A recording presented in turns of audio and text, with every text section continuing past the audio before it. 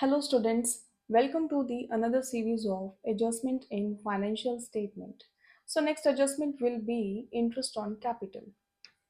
As we know, owner proprietor provides capital to the business for running the business of the company. Fine.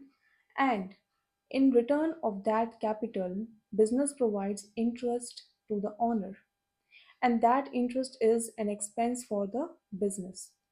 So that interest shows the efficiency of the business because after providing interest on capital, that profit belongs to the company, and that is the real profit of the company. Okay, so remember two things: interest on capital is an expense for the business and it is always calculated on the opening capital. We'll discuss it later why. Fine. So first let's discuss the adjustments.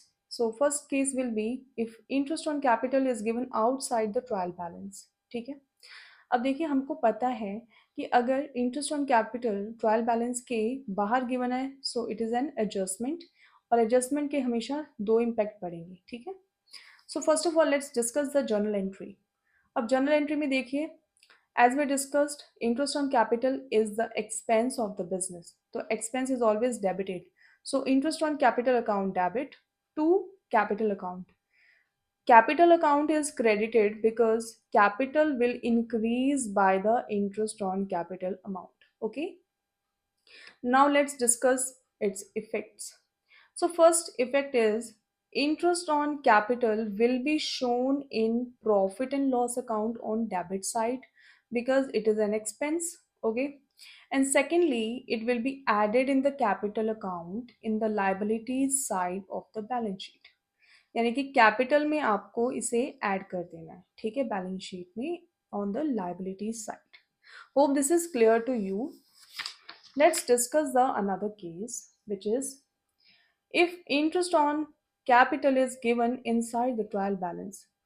अगर ये case है तो इसका मतलब आप इतना समझ लीजिए कि कैपिटल में ऑलरेडी इंटरेस्ट ऐड हो चुका है, तो जो ट्रायल बैलेंस में कैपिटल आपको गिवन है उसमें ऑलरेडी इंटरेस्ट एडेड है. ठीक है, just because it is given in the trial balance it means इसकी एंट्री एडजस्टिंग एंट्री ऑलरेडी डल चुकी है before preparing the trial balance. Okay, that's why that account is appearing in the trial balance.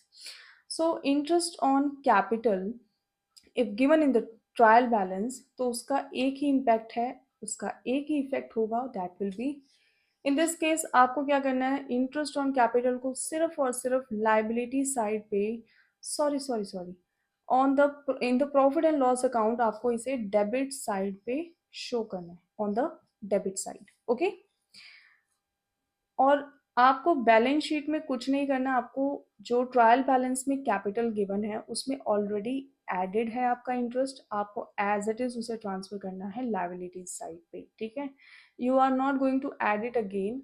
Okay, you are not going to add the interest on capital again, otherwise it will be double adding. Okay, so next is how to calculate interest on capital.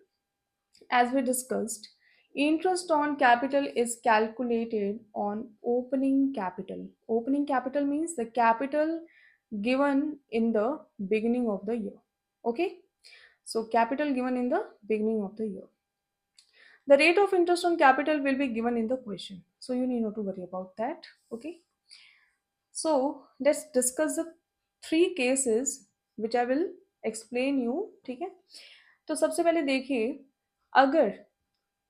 देखिए, चलो ये line जो है मान लीजिए ये क्या है हमारा, a whole financial year. Fine, which is starting from 1 April ending on 31 March. So इतना पता है आपको. ठीक है, 1 अप्रैल को मान लीजिए हमारी कैपिटल इन्वेस्टेड 1 लाख है. ठीक है, और ड्यूरिंग द होल ईयर इस कैपिटल को यूज किया गया है and within that particular year there is no withdrawal from the capital and there is no additional investment. Okay, तो उस केस में हमको क्या करना है, अब देखिए कैपिटल सारा साल यूज की गई है. ठीक है, तो अब इस कैपिटल पे क्या किया जाएगा, इंटरेस्ट पे किया जाएगा. So IOC means interest on capital will be calculated on this capital Okay, applying the rate given in the question. Fine. सो अब इसमें देखिए टाइम पीरियड क्या रहेगा, whole year, because this capital has been use for the whole year. इसे आप ऐसे समझिए जैसे आप लोन लेते हैं. ठीक है जी, अगर आपने लोन पूरा साल यूज किया है तो साल के अंत में आप क्या करेंगे, कंप्यूट करेंगे कि मेरे लोन पे कितना इंटरेस्ट बनता है, that will I have to pay. Okay, उसी तरह चलो देखिए सेकंड केस समझते हैं. मान लीजिए कि बीच में कहीं एडिशनल कैपिटल इंट्रोड्यूस की गई. फाइन. अब देखिए we already have 1 lakh. 1 lakh पे तो मैं पूरे साल का कैलकुलेट करूंगी. ठीक है, बिकॉज मैंने उसे, बिजनेस ने उसे पूरा साल यूज किया है. फाइन. लेकिन ये जो 10,000 है ये 1 जून को इंट्रोड्यूस की गई है, तो हम 1 जून से लेके 31 मार्च तक का इंटरेस्ट कैलकुलेट करेंगे. ठीक है, 1 मार्च से लेके, सॉरी 1 जून से लेके 31 मार्च तक कितना टाइम पीरियड बनता है, उस टाइम पीरियड के बेसिस पे आप इसे कैलकुलेट करेंगे. ठीक है, अब देन नेक्स्ट देखिए, 1 अप्रैल 2024 से लेके 1 जून तक आपने 1 लाख यूज किया था, लेकिन 1 जून को ही विड्रॉ कर दिया गया कैपिटल में से 10,000 का. ठीक है, यानी कि कहने का मतलब है कि आपने 1 अप्रैल से लेके 1 जून तक, ठीक है, आपने कितना यूज किया, आपने यूज किया 1 लाख. ठीक है, कितने मंथ्स बन गए, अप्रैल, मई, जून. But I will not count June because 1 जून को ही तो विड्रॉ हो गया, तो मैंने मतलब टोटल 2 मंथ्स, यानी कि कंपनी ने सिर्फ 2 मंथ्स यूज किया. ओके, तो जितना मंथ यूज किया कंपनी ने उतने मंथ्स का आप इंटरेस्ट लगाइए. ठीक है ना, 1 लाख पे. अब उसके बाद देखिए, आफ्टर 1 जून आपकी बिजनेस की कैपिटल रह गई है 90,000. अब ये 90,000 पे आप जो है वो इंटरेस्ट लगाएंगे 10 मंथ्स का. ठीक है, बिकॉज फ्रॉम 1 जून टू 31 मार्च कितना रह गया है, 10 मंथ्स. तो फिर हम क्यों 1 लाख पे लगाएंगे, हम लगाएंगे सिर्फ 90,000 पे, because company is using now 90,000, not 1 lakh.